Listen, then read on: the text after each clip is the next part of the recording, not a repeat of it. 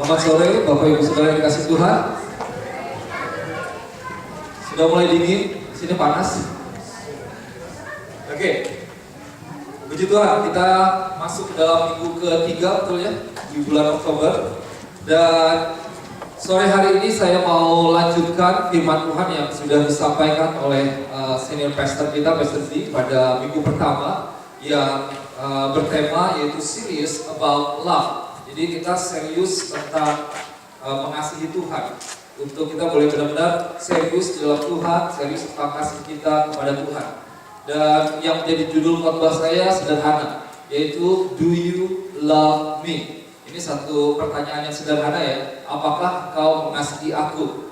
Itu kalau ada tulisannya, ini seri pada bulan ini yaitu Series About Love.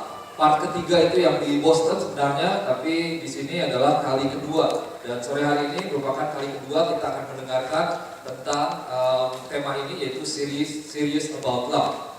Sebelum kita mendengarkan firman Tuhan, saya mau ajak saudara untuk kita boleh tundukkan kepala kita kembali, kita berdoa. Bapak, kami mengucap syukur buat hadirat Tuhan. Terima kasih Tuhan, Kau boleh menjadi Tuhan yang menyediakan. Dan kami tahu bahwa di dalam hadirat kami dipuaskan. Di dalam hadirat Tuhan, kami boleh dicukupkan, disegarkan kembali. Ada kekuatan yang baru ketika kami boleh bersekutu bersama dengan Engkau. Dan sore hari ini Bapak, hamba berdoa supaya boleh ada roh hikmat daripada Tuhan, roh pengertian, sehingga setiap jemaat Tuhan boleh mendapatkan firman Tuhan, boleh mengerti firman Tuhan, dan kami boleh bertumbuh di dalam kasih kami kepada Engkau Bapa. Terima kasih Tuhan, diurapi hamba, biar Kau boleh berbicara, dan firman Tuhan ini boleh berikan kekuatan dan membawa perubahan, ada transformasi yang nyata dalam pribadi lepas pribadi tempat ini. Di dalam nama Yesus kami berdoa, mengucap syukur. Haleluya. Amin. Amin. Oke, saudara yang dikasih Tuhan, saya akan share tentang judulnya yaitu Do You Love Me?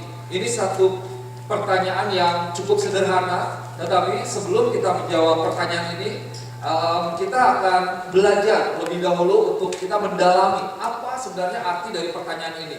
Karena saya percaya bahwa sebelum kita bisa menjawab, kita perlu mengerti dulu pertanyaannya, betul ya? Jadi nggak asal jawab saja.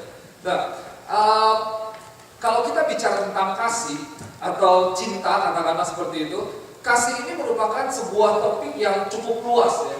Dan ini merupakan sebuah topik atau tema yang saya percaya paling banyak didiskusikan, paling banyak dibicarakan dari zaman ke zaman, dari generasi ke generasi.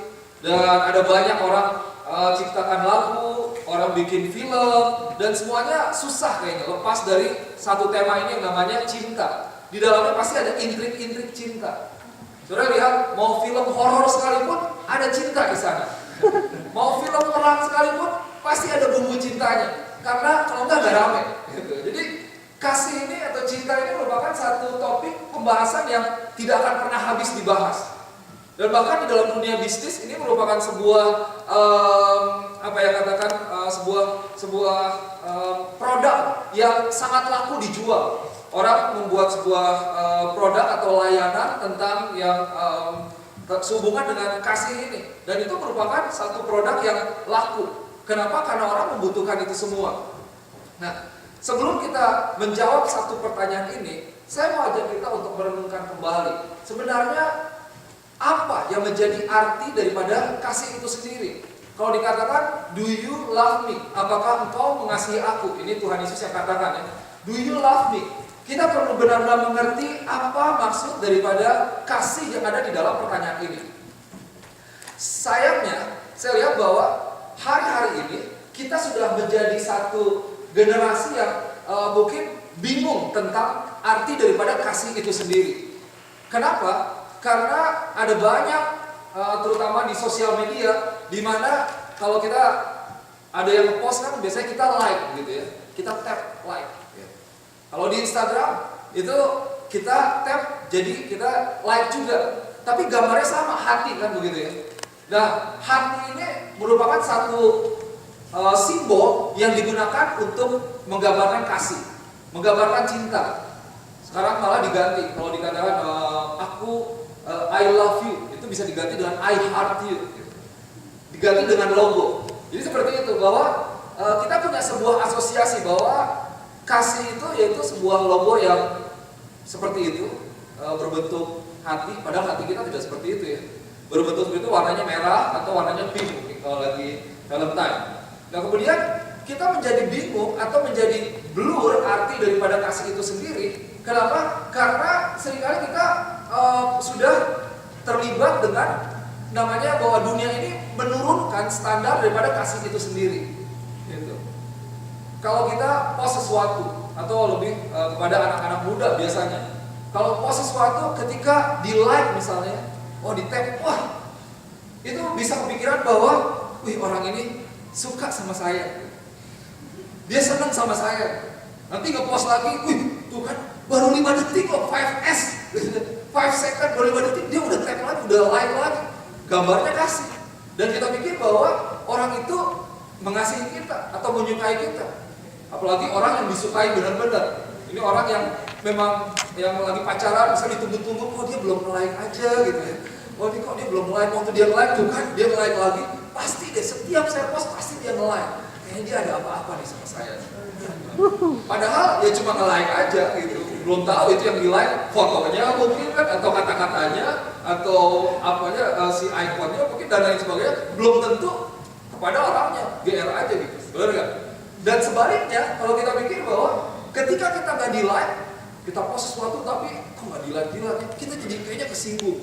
Ih pasti kok nggak nge-like sih post saya. Jadi dimasukin ke hati. Sementara tuh kan kalau orang ini pasti di-like. Ya kebetulan aja kali, benar-benar jujur nggak ada sentimen gitu. Tapi kan kadang-kadang jadi dimasukin ke hati. Kok tuh dia nggak nge-like, yang ini nggak di-like. Pasti yang kalau saya post tentang ini pasti dia nggak nge-like. Emang ini kayaknya nggak suka sama saya. Nah, jadi saya lihat maksud saya begini. Kita mulai mensejajarkan kasih atau love dengan like. Dalam arti kasih itu sendiri menjadi turun standarnya, menjadi semakin abu-abu gitu. Bahwa ada satu standar yang ditetapkan, yang dicontohkan, yang diberikan, yang ditujukan oleh Tuhan kita Yesus Kristus ketika Dia mati di kayu salib, yaitu kasih yang benar-benar berkorban untuk setiap kita. Dan itu adalah kasih yang paling tinggi, yang seharusnya menjadi satu definisi awal, yang menjadi satu arti yang sesungguhnya daripada kasih itu sendiri.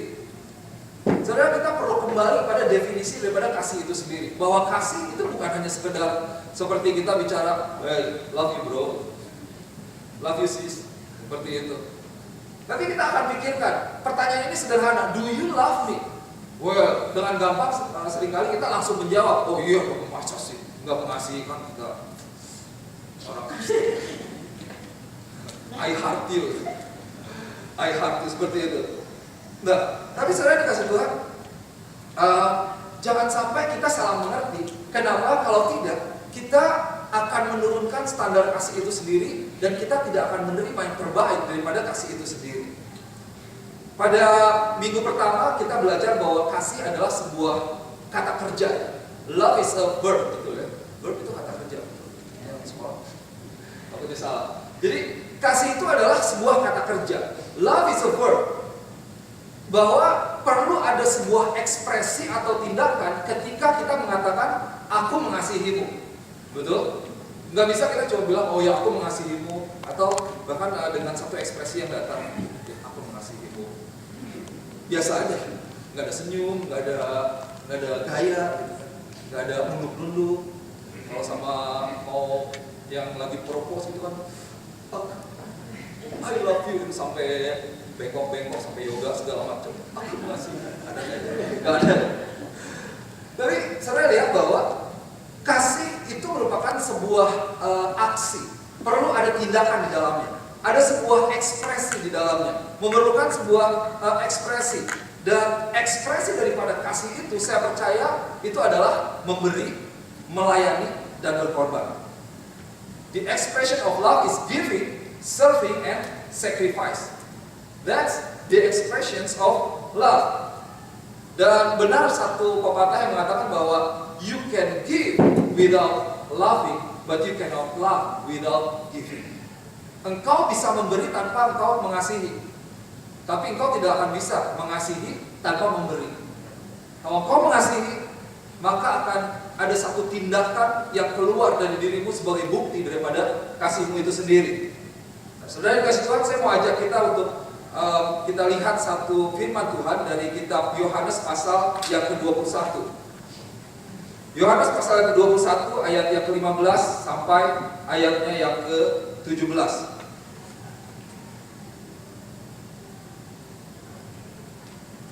Dan sebelum kita baca nanti, saya mau katakan bahwa Tuhan Yesus menaruh sebuah standar akan yang namanya kasih. Dan Tuhan menyatakan kasih itu sendiri. Tuhan begitu serius terhadap kasihnya kepada kita. Tuhan begitu serius yang dibuktikan oleh kematian Yesus di kayu salib yang Ia berikan sebagai anak yang tunggal, supaya setiap kita yang percaya kepadanya tidak binasa. Saudara lihat bahwa Tuhan begitu komitmen kepada kita, begitu serius, begitu devoted, so committed to us. Dan saudara, kita bisa alami itu dengan kematian Yesus di kayu salib. Dan kalau Tuhan mengasihi kita, sekarang pertanyaannya, apakah kita mengasihi Dia? Apakah kita serius akan kasih kita kepada Tuhan? Kita akan lihat Yohanes pasal yang ke-21. Saya mau ajak saudara untuk kita baca 3 ayat ini, ayat yang ke-15, 16, dan ke-17. Mulai ayat yang ke-15. Sesudah sarapan, Yesus berkata kepada Simon Petrus, "Simon, anak Yohanes, apakah engkau mengasihi aku lebih daripada mereka ini?" Jawab Petrus kepadanya, "Benar Tuhan, engkau tahu bahwa aku mengasihi engkau." Kata Yesus kepadanya, "Gembalakanlah domba-dombaku." Ayat 16, kita baca sama-sama. Kata Yesus pula kepadanya untuk kedua kalinya, "Simon, anak Yohanes, apakah engkau mengasihi aku?" Jawab Petrus kepadanya, "Benar Tuhan, engkau tahu bahwa aku mengasihi engkau." Kata Yesus kepadanya, "Gembalakanlah domba-dombaku." Kata Yesus kepadanya untuk ketiga kalinya, "Simon, anak Yohanes, apakah engkau mengasihi aku?" Maka sedih hati Petrus karena Yesus berkata untuk ketiga kalinya, "Apakah engkau mengasihi aku?" Dan ia berkata kepadanya, "Tuhan, engkau tahu segala sesuatu, engkau tahu bahwa aku mengasihi engkau." Kata Yesus kepadanya, "Gembalakanlah domba-dombaku." Nah saudara, ini merupakan sebuah situasi di mana Yesus menampakkan diri kepada murid-murid Tuhan sebelum Tuhan Yesus naik ke surga. Dan settingnya itu di pinggir laut. Ketika itu mereka sedang memancing. Dan setelah itu Tuhan berbicara dengan yang namanya Simon Petrus. Dan Tuhan bertanya seperti ini, "Simon, apakah engkau mengasihi aku?" Yang pertama, lebih daripada mereka ini. Saudara perhatikan ya, bahwa pertanyaan Tuhan itu bukan ketika Tuhan katakan bahwa "Do you love me more than this?" Apakah kau mengasihi aku lebih daripada semuanya ini? Itu bukan Tuhan sedang berbicara tentang kepada ikan-ikan atau perahu atau jalannya. Maksudnya bukan mengarah kepada kepemilikan yang ada pada diri Simon Petrus ini. Tetapi Tuhan katakan bahwa apakah kamu mengasihi aku lebih daripada mereka? Ada 7 murid Tuhan di situ. Apakah kau mengasihi aku lebih daripada mereka mengasihi aku? Jadi Tuhan bertanya kepada Simon Petrus. Nah, saudara kasih Tuhan, kita perlu tahu bahwa kita tahu ya, Simon Petrus ini adalah orang yang menyangkal Yesus 3 kali. Jadi ketika di peradilan terus ada Simon Petrus di luar, terus ada orang yang mengenal Simon Petrus, dikatakan, "Loh, ini kamu kayaknya pengikut Tuhan. Kamu kayaknya orang yang bersama-sama dengan Tuhan." Simon menyangkal Yesus, enggak, pura-pura bego, enggak, karena takut. Sampai 3 kali, dan akhirnya ketika Simon Petrus menyangkal Tuhan 3 kali, ayam jago itu berkokok. Emang alarm.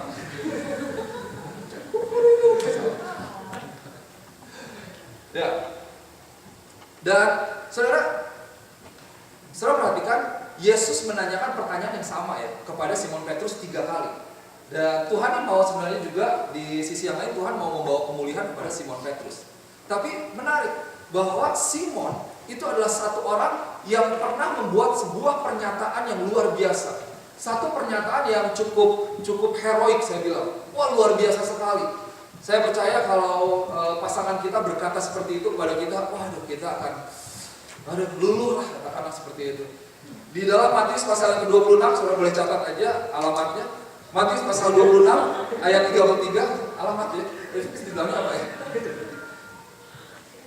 Di address kan alamatnya, pokoknya di mana ayatnya? Ya itu. Matius 26 ayat 33 katakan seperti ini.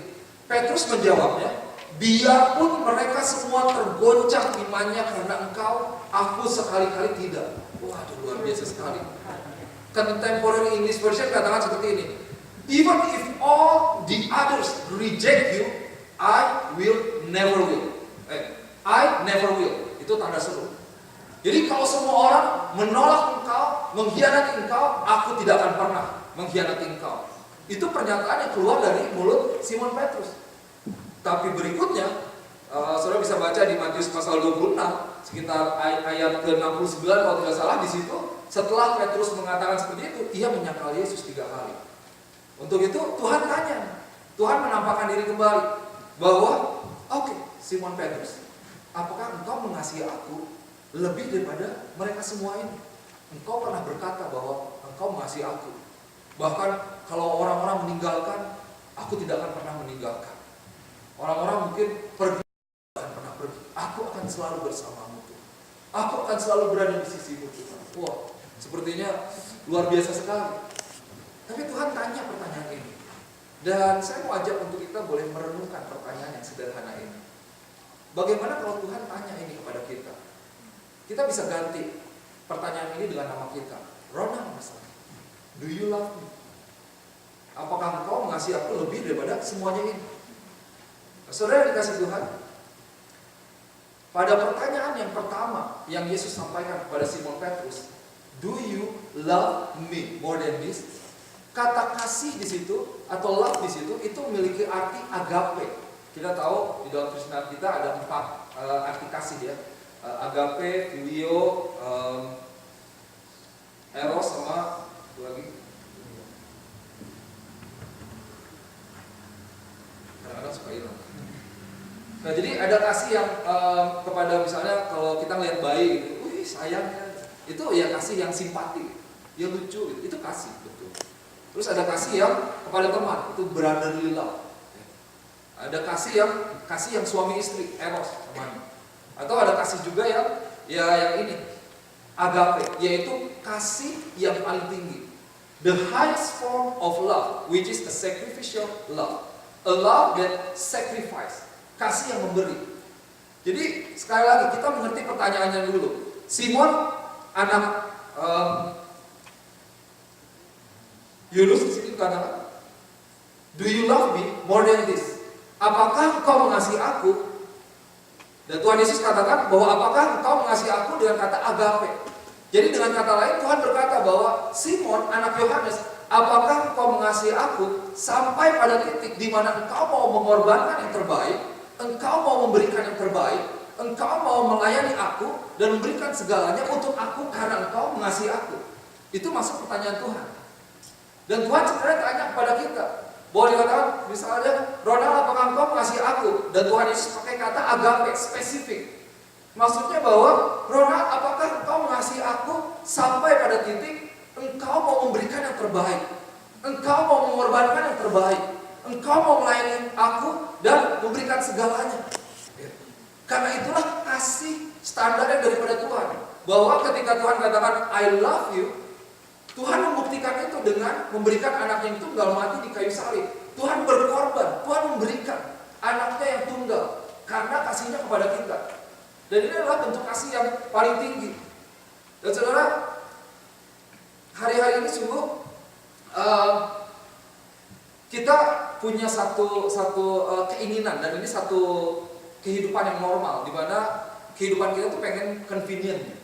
Convenient itu kalau saya lihat di kamus, istilahnya allowing you to do something easily or without trouble. Jadi convenient itu pengennya apa ya? Bahasa yang pasnya yang gampang aja, yang enaknya aja. Itu convenient dan nggak salah. Kita punya convenience store. Kenapa dibilang convenience store? Karena tinggal mampir sedikit, jalan berapa langkah udah bisa masuk. Orang tetap biarpun di Walmart, di market basket, susu murah, telur murah, tetap ke convenience store, tetap ada susu, ada telur di sana. Karena lebih dekat. Kadang-kadang kan, udahlah sini aja dekat, convenient, gampang, begitu.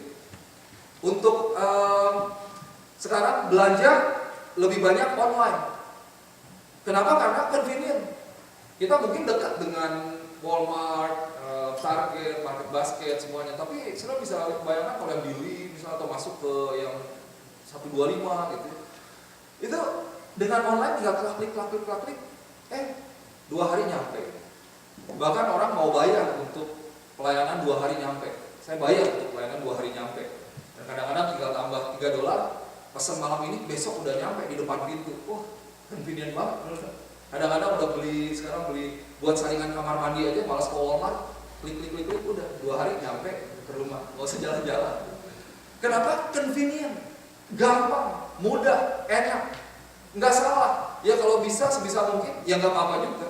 Daripada capek-capekin diri, banking, ada mobile banking. Bayang waktu di Indonesia, waduh, mau ke bank dulu, mau ngapain ya? Mau ngambil duit atau menyetor duit. Sekarang cek tinggal di foto pakai smartphone, udah masuk duitnya. Convenient. Dan convenient ini kan jadi satu bisnis yang laku. Tapi saya perhatikan, saya percaya ketika kita berbicara tentang kasih, kita tidak bisa convenient. Kasih kita kepada Tuhan tidak bisa convenient. Yang gampang aja Tuhan, yang enak aja Tuhan. Karena kasih yang ditunjukkan oleh Tuhan itu adalah kasih yang berkorban. You know, when convenient is the standard of your love to someone you love, I don't think that you really love that person. Kalau yang enaknya aja kasih yang gampang itu menjadi standar kita untuk mengasihi orang, saya katakan bahwa kau belum benar-benar mengasihi orang itu.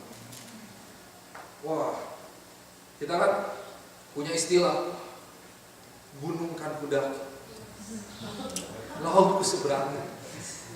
Aku akan jalan beratus-ratus mil untuk mendengarkan your whisper on my ear. Waduh, kayaknya. Tapi kan waktu begitu, wah kayaknya luar biasa sekali. Aduh, enak sekali didengar. Terus sepertinya terenyuh gitu. Wah, ini orang berkorban sekali. Gitu. Saya pernah cerita dulu waktu SMA itu sama teman-teman tentang ada musimnya tuh, di mana kita naik gunung untuk ambil bunga Edelweiss. Karena bunga itu hanya ada di gunung, nggak ada di taman, gitu. Hanya ada di yang tinggi. Gitu. Terus kan kalau udah, wah nanti bunga Edelweissnya dibawa, dikasih kepada siapalah yang lagi dikejar. Kan ini dari mana nih? Dari gunung, camping 3 hari, capek kehujanan, wah bawa tas berat-berat. Buat apa? Hanya buat bunga ini untuk kamu. Susah. Tapi coba, saudara bayangkan, waktu dibawa bunga, misalnya suami bawain bunga pulang kerja, lagi ulang tahun, anniversary, waduh, bunganya bagus sekali ya. Dari mana ini? Dapat dari mana? Oh itu dari convenience store next door. Convenient kan gampang. Ya, boro-boro mau diterima, kayaknya mau dibuang, bener gak? Kayaknya gak ada pengorbanan banget. Bener gak? Nah, saudara bisa lihat bahwa kasih gak bisa convenience. Kalau belanja online boleh, tapi yang namanya kasih punya sebuah standar. Kasih itu ada sebuah standar, ada sebuah arti. Bahwa ketika kasih menjadi sebuah convenience, itu bukan kasih sama sekali. Itu adalah engkau berarti kasih yang engkau hanya menginginkan untuk dirimu, bukan fokus kepada orang lain, tapi fokus kepada diri kita sendiri. Dan saya percaya kasih yang sesungguhnya itu adalah kasih yang fokus kepada orang lain. Dan ketika Yesus katakan bahwa aku mengasihimu, aku memberikan untukmu. Yohanes 3 ayat 16. For God so loved the world that He gave. Karena begitu besar kasih Allah akan dunia ini, maka Ia bukan meminta, tapi Ia memberikan. Dan kalau kita mengatakan bahwa seringkali kan ini yang jadi permasalahan di dalam hubungan, di dalam pernikahan. Kamu katanya sayang sama saya, kenapa kamu nggak begini? Betul ya? Normal, umum, wajar. Padahal sebenarnya kalau kita katakan aku mengasihimu, berarti aku memberi, aku tidak menuntut apa-apa darimu. Aku mau yang terbaik terjadi di dalam dirimu. Bukan aku mau engkau memberikan ini. Kalau kamu ngasih aku, ini dong, harusnya ini dong, harusnya begini dong. Ya nggak ketemu. Tapi kasih harus dimulai dari diri kita sendiri. Saudara dikasih Tuhan, sekali lagi bahwa tanda daripada kasih yang sejati, tingkat yang tertinggi daripada kasih yang sejati, arti yang sesungguhnya daripada kasih yang sejati, itu adalah kasih yang berkorban. Sacrificial love, the greatest love of all. So Jesus asked Simon, do you love me more than this? Apakah engkau mengasihi aku lebih daripada semuanya ini? Kemudian Simon katakan, ya Tuhan, engkau tahu bahwa aku mengasihimu. Itu sebenarnya Tuhan sedang tanya, apakah benar Tuhan itu mau tahu apakah betul Simon mengasihi dia, sampai sejauh mana kasihnya kepada Tuhan. Dan kemudian Tuhan jawab, gembalakanlah domba-dombaku. Saudara perhatikan bahwa di situ ada dua kata kasih ya. Yesus bertanya kepada Simon, apakah engkau mengasihi aku? Tuhan pakai satu kata kasih itu agape. Arti daripada kata itu adalah agape, kasih yang agape yang berkorban. Dan jawab Simon yaitu aku mengasihimu. Tapi jawab Simon, kasih yang dipakai oleh Simon itu adalah kasih phileo, yaitu aku mengasihimu, yaitu kasih sebagai teman, a brotherly love. Oh ya Tuhan, jadi aku mengasihimu ya sebagai teman, seperti kepada teman. Nah kalau dipikir-pikir sebenarnya nggak nyambung ya. Tuhan tanya, apakah kamu mau berkorban untukku? Well ya, kayak kita teman aja. Seolah seperti itu. Nah oke. Kemudian Tuhan jawab, oke, kalau kamu ngasih aku, feed my lamb, gembalakanlah domba-dombaku. Di dalam yang pertama sebenarnya jawaban Tuhan itu adalah beri makan domba-dombaku. Kita belajar kata per kata sedikit ya. Beri makan domba-dombaku. Saudara dikasih Tuhan, ini yang sebenarnya Tuhan inginkan untuk setiap kita, yang menjadi bukti daripada kasih kita kepada Tuhan. Ketika kita mengatakan Tuhan, aku mengasihimu, Yesus katakan, gembalakanlah domba-dombaku, beri makan domba-dombaku. Ada bagian kita untuk kita boleh menyatakan kasih Tuhan, memberitakan kasih Tuhan kepada orang-orang yang Tuhan kasihi, untuk mereka bisa mengalami Tuhan.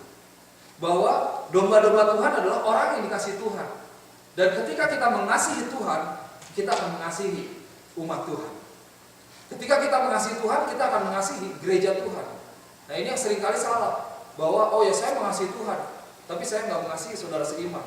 Nah itu terbalik, itu tidak nyambung. Kalau kita katakan kita mengasihi Tuhan, kita akan mengasihi setiap saudara seiman kita, karena mereka adalah orang yang dikasihi oleh Tuhan. Jadi saudara dikasih Tuhan, kita boleh renungkan yang pertama, bagaimana kalau Tuhan tanya ini kepada kita, Simon, apakah engkau mengasihi aku lebih daripada segalanya? Apakah kita serius terhadap kasih kita kepada Tuhan?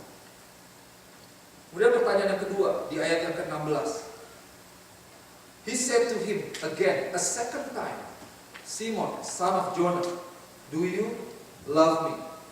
Kata Yesus pula kepadanya untuk kedua kalinya, Simon anak Yohanes, apakah engkau mengasihi aku?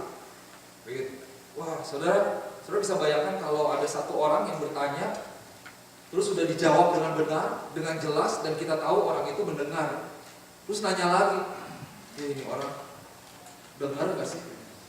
Pasti kesel juga ya. Tapi Tuhan Yesus tanya untuk kedua kalinya. Kenapa?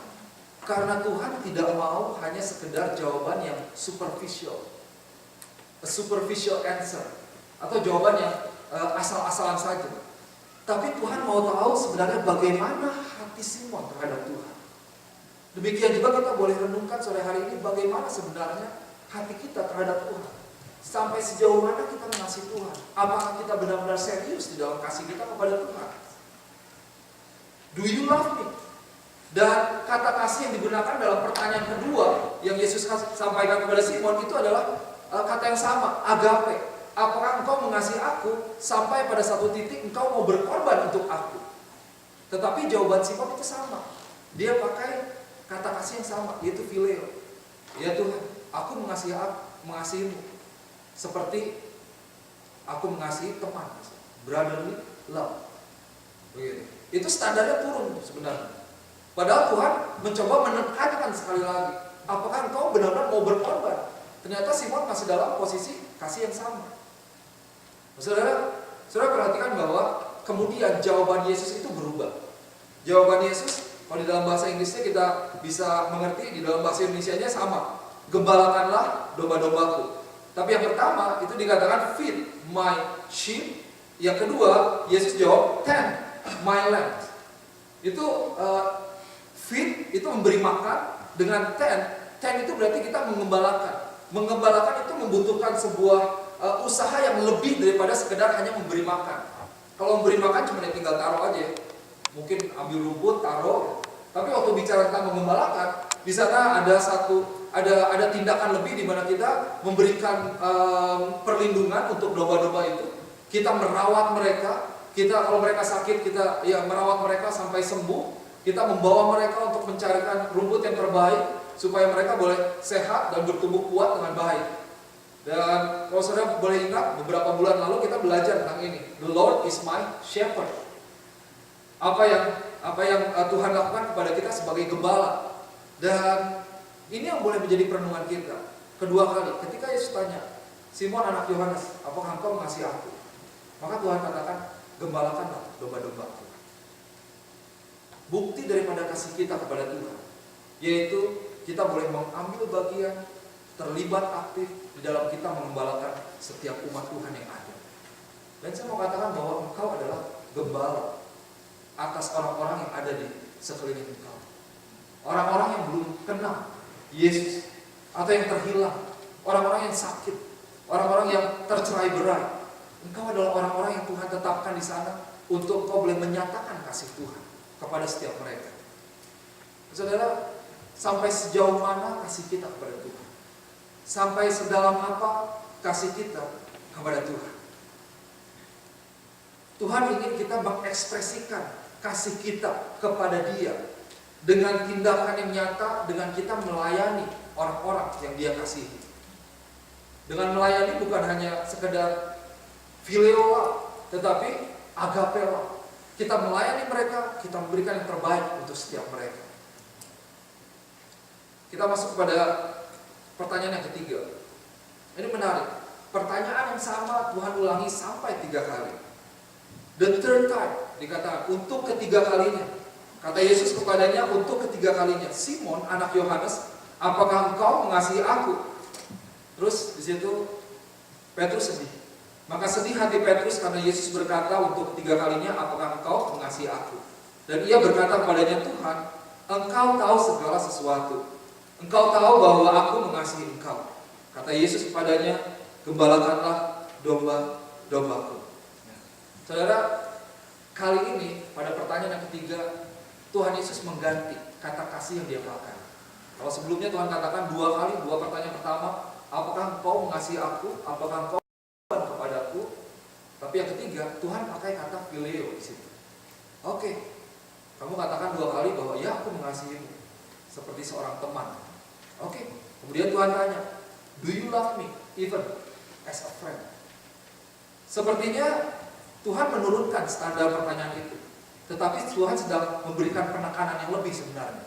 Oke, kalaupun kamu mengasihi aku sebagai teman, apakah itu benar kamu mengasihi aku? Do you love me? A brotherly love to a friend. Dan Petrus jawab katakan bahwa Tuhan kau tahu segalanya, aku mengasihimu. Dengan kata yang sama, Petrus jawab. Petrus tetap pakai kata phileo, ya aku mengasihi. A brotherly love. Saudara yang dikasih Tuhan, kita lihat bahwa Tuhan sebenarnya memberikan sebuah penekanan kepada kita. Tuhan ingin tahu sebenarnya bagaimana kondisi hati kita kepada Tuhan. Ketika ia tanya, do you love me? We can easily answer that question. Oh yes God, I love you. So, what's the proof? Karena saya percaya bahwa kasih itu harus dibuktikan. Kasih akan melalui sebuah proses, sebuah pembuktian. Apakah engkau benar-benar mengasihi? Maka dari itu di dalam janji pernikahan kita tahu bahwa I will love you in sickness and in health, in good or in bad. Baik dalam susah maupun senang, dalam kondisi sehat ataupun sakit, kadang seperti itu. Saya bercanda sama teman saya, kita ganti aja yuk. Karena kita kan orang Kristen, kita punya iman yang baik loh. Ya aku akan mengasihi. dalam kondisi sehat dan bahagia, susah dan kaya raya. Maksudnya nggak mau susah gitu, pengen keluar. Kalau nggak disebut sakit kan berarti kalau sakit, kalau jelek berarti orang tua nggak pernah berjanji kok. Tapi itulah kasih yang sesungguhnya, dan kasih akan dibuktikan. Setiap hubungan itu akan dibuktikan. Bagaimana kasih kita? Hubungan kita dengan Tuhan itu akan dibuktikan. Apakah kita mengasihi Tuhan hanya ketika Tuhan memberkati kita, ketika kita mempunyai pekerjaan yang baik, ketika kita memiliki segalanya, ketika kita sehat, ketika kita dalam kondisi semuanya oke? Bagaimana dengan ketika kita tidak mengalami yang baik daripada Tuhan? Tuhan izinkan untuk kita masuk ke dalam satu kondisi di mana seolah-olah ini ya tidak sesuai dengan keinginan kita. Apakah kita tetap mengasihi Tuhan? Apakah kita tetap mengikut Tuhan di dalam hidup kita? Love will be tested. It will be tested in your relationship between husband and wife, parents and children, even pastor and the church. It will be tested. Hubungan suami istri, hubungan orang tua dengan anak, itu akan dites. Ketika anak baik, wah ya gampang yang mengasihi. Ketika suami baik, ketika istri baik. Tapi bagaimana ketika mereka menjadi tidak baik? Apakah kita tetap mengasihi mereka? Dalam hubungan gereja, wah saudara dikasih Tuhan, kita mengalami sebuah proses. Antara saudara dan saya pun kita mengalami proses. Karena itu yang firman Tuhan katakan, besi menajamkan besi, manusia menajamkan sesamanya. Kita tidak akan selalu setuju, tapi kita berjalan dengan komitmen, dengan covenant. Itu yang buat kita tetap bersama. Dan kita menaruh kasih Yesus sebagai dasar daripada hubungan kita.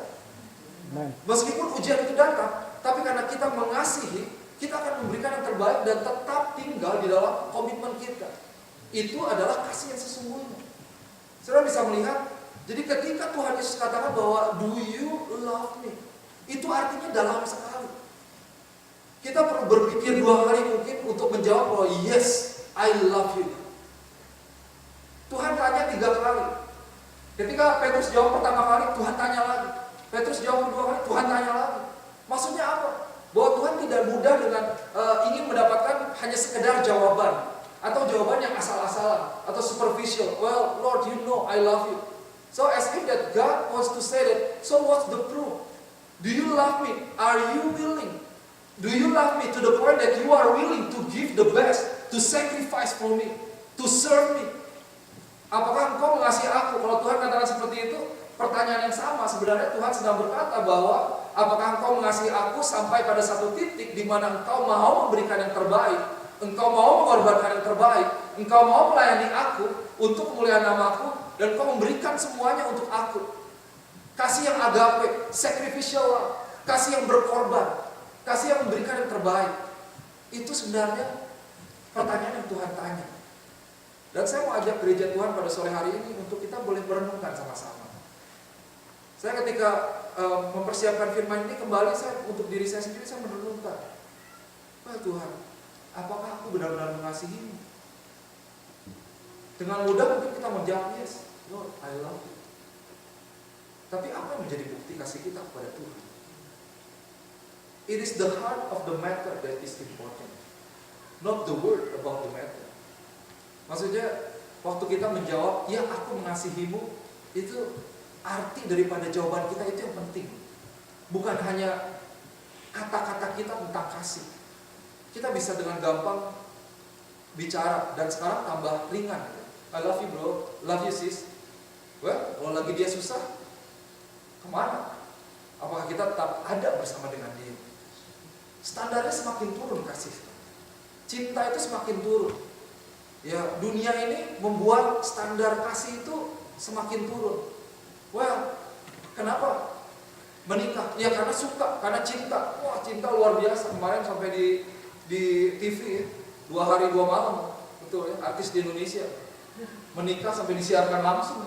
Saya pengen tahu, kita lihat 3 tahun dari sekarang, 5 tahun dari sekarang, oh boleh ngomong sejuta kasih. Tapi yang dibuktikan sesungguhnya orang ini mengasihi atau tidak, lihat 3 tahun dari sekarang, lihat 5 tahun dari sekarang. Kita tunggu aja. Itu adalah bukti daripada kasih. Ketika cobaan datang, ketika godaan datang, apakah masih tetap bersama atau tidak? Dan dibuktikan ada banyak orang menikah dengan biaya yang miliaran. Wah pakai shift 5, undangannya itu ada shiftnya. Saya tahu di gereja pernah ada gitu, kamu datangnya jam 3 sampai jam 6, nanti yang lain jam 6 sampai jam 9. itu nggak berhenti-berhenti. Di hotel bintang 5 itu wah, udah makanan nggak ada habis-habisnya, tapi hanya berapa tahun lewat, udah putus, bebas. Kenapa? Karena kasihnya hanya sekedar perasaan, bukan komitmen. Dan ini yang Tuhan mau. Waktu ketika kita mengatakan aku mengasihimu Tuhan, it is not just a word that comes out of our mouth, but it is the commitment that we make deep in our heart. Whatever happen, I will love you, Lord. Paulus luar biasa. Dia kapal karam, sudah dipukulin, mengalami banyak kekerasan dari orang, dan ada banyak nabi-nabi Tuhan, martir-martir Tuhan. Kenapa mereka bisa tetap dalam kondisi mereka? Mereka mengalami banyak hal keburukan yang lebih daripada mungkin kita tidak alami. Kita banyak mengalami berkat yang luar biasa daripada Tuhan. Bahkan dengan kondisi seperti ini kita bisa bilang bahwa Tuhan tidak baik kepada kita. Mereka martir Tuhan, mereka mengalami mungkin ada bagian tubuh yang hilang, ada bagian keluarga yang hilang, ada kepemilikan yang hilang. Mereka tetap mengatakan bahwa aku mengasihimu Tuhan, karena mereka mengasihi Tuhan dari hati, bukan hanya sekedar di mulut, bukan hanya sekedar oh ya a superficial answer. Buat mereka benar-benar mengasihi Tuhan dan mereka memberikan yang terbaik, because that's the expression of love. Love must be expressed. Love has an expression, and the expression of love is serving, giving, and sacrifice. Ada ekspresi daripada kasih. Dan ekspresi daripada kasih itu adalah memberi, melayani, dan berkorban. Saudara yang dikasihi Tuhan, mari kita boleh masuk lebih dalam kasih kita. Ada beberapa ayat yang saya mau sampaikan kepada saudara. Saya akan tutup dengan beberapa ayat ini. Kita akan baca bersama-sama pertama dari kitab Efesus pasal yang ke-5 ayat yang ke-25. Di depan ada bahasa Inggrisnya. Sambil saudara cari Efesus 5 ayat yang ke-25. Ini merupakan sebuah standar yang Alkitab katakan bagaimana seharusnya standar kasih dalam hubungan kita, bahkan sesama manusia. Kita baca bersama-sama, yang sudah dapat boleh bersama dengan saya. 1, 2, 3. Hai suami, kasihilah istrimu sebagaimana Kristus telah mengasihi jemaat dan telah menyerahkan dirinya baginya. Suami-suami di sini sebagai yang memang khusus untuk suami ayat ini, tapi kita bisa belajar dalam konteks ini untuk standar yang kita berikan bahwa apakah kita mengasihi betul-betul. Dan kasihilah istrimu sebagaimana Kristus telah mengasihi jemaat dan telah menyerahkan dirinya baginya. Jadi kalau kita katakan bahwa aku mengasihimu Tuhan, Tuhan memberikan sebuah teladan, sebuah contoh bahwa Tuhan mengasihi jemaat Tuhan, Tuhan mengasihi gereja Tuhan dengan dia memberikan Yesus, memberikan dirinya sendiri untuk dikorbankan demi keselamatan kita. Dia memberi yang terbaik. Dan kalau kita katakan apakah kita mengasihi sesama kita, suami atau istri kita akan memberikan yang terbaik. Karena itu adalah menjadi bukti, menjadi tanda dari kasih yang sesungguhnya. Apakah dulu sayangnya waktu dikatakan oh ya gunung kudaki laut kuseberangi, itu seringkali terjadi dalam masa pacaran dan 1-2 tahun pertama di dalam pernikahan. Tapi udah 10-15, wah gunung kudaki aja sendiri. Sorry mori tralala. Laut, aduh suka puyeng saya. Lu udah duluan, mama pergi dulu aja, saya belakangan. Udah gak sama-sama lagi. Well, saudara dikasih Tuhan, ini standar yang luar biasa. Dan kemudian Yohanes 3 ayat 16 dikatakan, karena begitu besar kasih Allah akan dunia ini, maka ia mengaruniakan anaknya yang tunggal, sehingga barang siapa yang percaya kepadanya tidak binasa, melainkan beroleh hidup yang kekal. Yesus begitu besar kasihnya kepada kita, begitu besar komitmennya, so devoted, so committed to us, that He gave His only begotten Son, so we will be saved. Yohanes 15 ayat yang ke-13.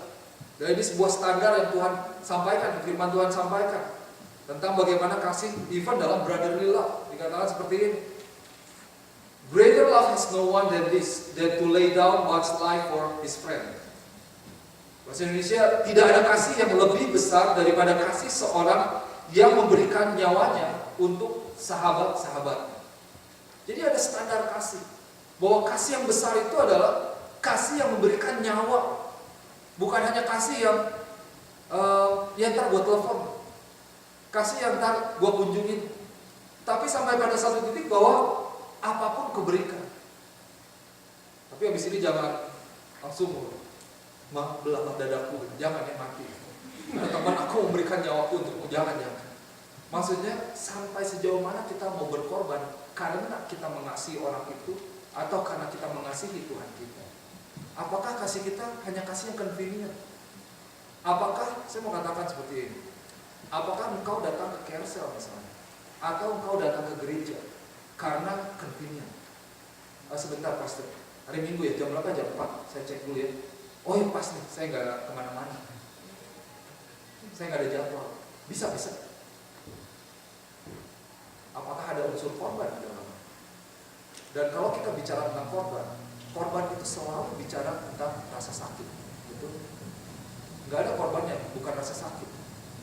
Kalau saudara punya kambing 2 juta gitu, 2.000 diambil satu nggak kerasa.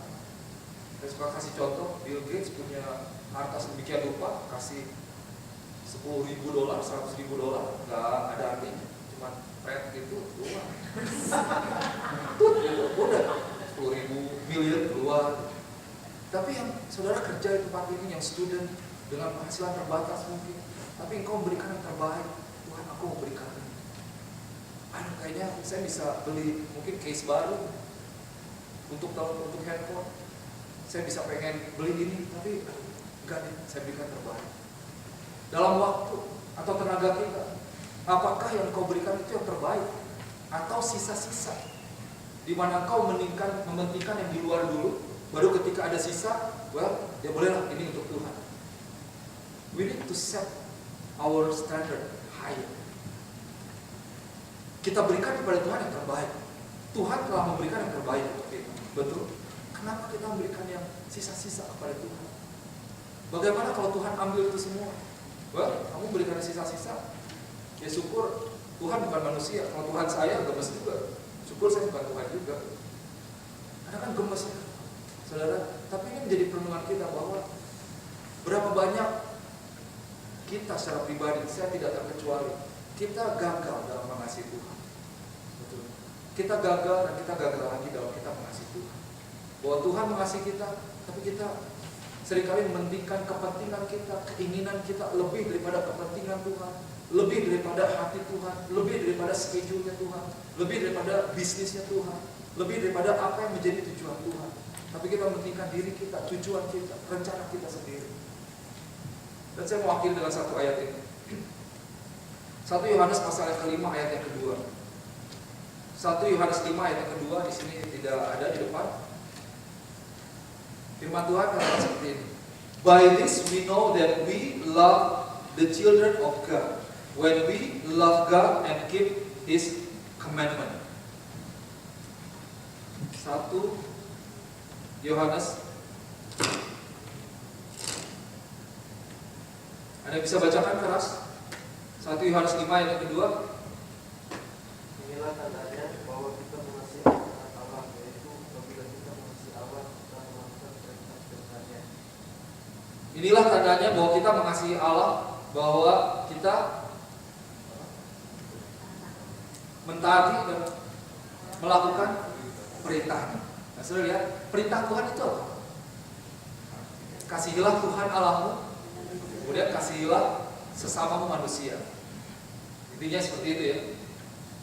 Jadi waktu kita katakan, ya Tuhan, aku mengasihi. Ketika kita katakan seperti itu, kita akan mentaati, kita akan mengasihi Tuhan dan mengasihi orang yang dikasihi Tuhan. Itu menjadi standar.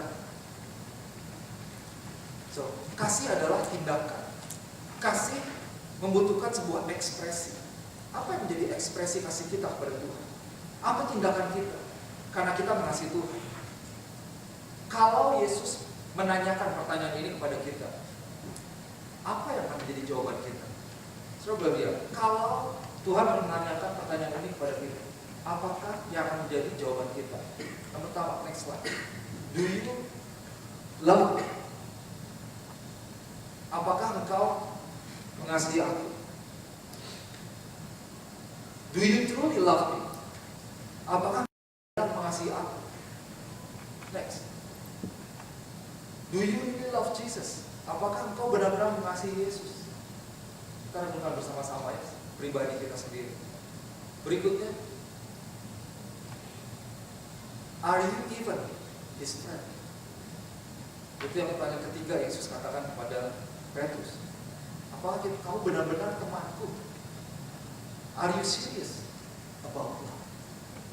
Apakah kita mengasihi Tuhan? Apakah engkau mengasihiku? Do you love me? Mari kita berdoa.